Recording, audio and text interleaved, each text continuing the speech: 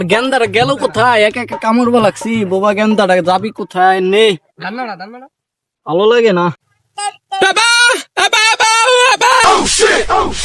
কি রে, ওই যে আমার গেন্দা না, ও ডাকপা লাগছে মনে হয়। আর ওর সাথে ওইটা কিরা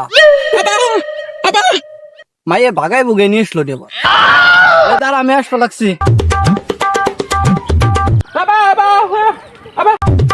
কিরে গেন্দা, সাথে এটি কানে দেখতে লাগছে, এটি কিরা?